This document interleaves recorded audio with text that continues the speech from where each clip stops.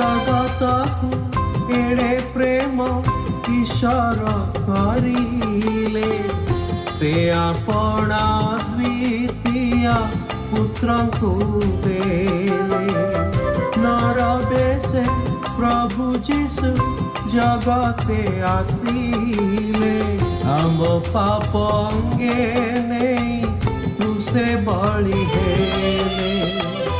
ଯେ କରେ ବିଶ୍ୱାସ ନ ହୋଇ ବିନାଶ, ଅନନ୍ତ ଜୀବନ ପାଇବ।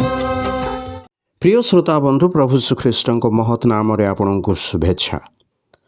ଜିହୁଦୀ ଲୋକମାନଙ୍କ ସହିତ କଥାବାର୍ତ୍ତା କରିବା ସମୟରେ ପ୍ରଭୁ ଶ୍ରୀଖ୍ରୀଷ୍ଟ ଯେଉଁ ବକ୍ତବ୍ୟ ଦେଲେ, ତାହା ମାନେ ଜହନ ଲିଖିତ ସୁସମାଚାର 10 ଅଧ୍ୟାୟର 30 ପଦରେ ଏହିପରି ପାଠ କରୁ, ମୁଁ ଓ ପିତା ଏକ। ପ୍ରଭୁ ଶ୍ରୀଖ୍ରୀଷ୍ଟ ଏ ବିଶ୍ୱର ସୃଷ୍ଟିକର୍ତ୍ତା, ସର୍ବାଧିକାରୀ, ସର୍ବବ୍ୟାପୀ, ସର୍ବଶକ୍ତିମାନ ଈଶ୍ୱରଙ୍କୁ ପିତା ବୋଲି ସମ୍ବୋଧନ କରନ୍ତି। ପ୍ରଭୁ ଶ୍ରୀଖ୍ରୀଷ୍ଟ ସେହି ପିତା ଈଶ୍ୱରଙ୍କ ଅଦ୍ୱିତୀୟ ପୁତ୍ର। ସେ ସ୍ୱୟଂ ଈଶ୍ୱର ଥିଲେ, ମାତ୍ର ପାପରେ ପତିତ ମାନବ ଜାତିର ପରିତ୍ରାଣ ନିମନ୍ତେ ସେ ଏହି ଜଗତରେ ଅବତୀର୍ଣ୍ଣ ହୋଇଥିଲେ। ସେ ଆମକୁ ଅନନ୍ତ ଜୀବନ ଦାନ କରିବା ନିମନ୍ତେ ଏହି ଜଗତକୁ ଆସିଲେ, କାରଣ ସେ ଆମକୁ ଅତ୍ୟନ୍ତ ପ୍ରେମ କରନ୍ତି। ପ୍ରଭୁ ଶ୍ରୀଖ୍ରୀଷ୍ଟ ଆପଣା ପିତାଙ୍କ ଦ୍ୱାରା ଏହି ଜଗତକୁ ପ୍ରେରିତ ହୋଇଥିଲେ, ଯେପରି ସେ ପିତାଙ୍କ ଇଚ୍ଛା ଏହି ଜଗତରେ ପୂରଣ କରିବେ।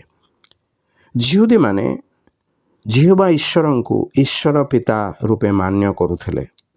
ସେହି ଜିହୁଦୀମାନଙ୍କୁ ପ୍ରଭୁ ଯୀଶୁ କହିଲେ, ମୁଁ ଓ ପିତା ଏକ। ପ୍ରଭୁ ଶ୍ରୀଖ୍ରୀଷ୍ଟ ସ୍ୱୟଂ ଈଶ୍ୱର ଅଟନ୍ତି। ଏହି ଜଗତରେ ସେ ଅନେକ ଆଶ୍ଚର୍ଯ୍ୟ କର୍ମ ଗୁଡ଼ିକ ଦ୍ୱାରା ଆପଣା ଈଶ୍ୱରତ୍ୱର ପ୍ରମାଣ ଦେଲେ। ସମସ୍ତ ମର୍ତ୍ତ୍ୟ ଉପରେ ତାହାଙ୍କର ଅଧିକାର ରହିଛି, ଏପରିକି ପ୍ରାଣ ଦେବା ପାଇଁ ଓ ପ୍ରାଣ ଗ୍ରହଣ କରିବା ପାଇଁ ତାହାଙ୍କର ଅଧିକାର ଅଛି।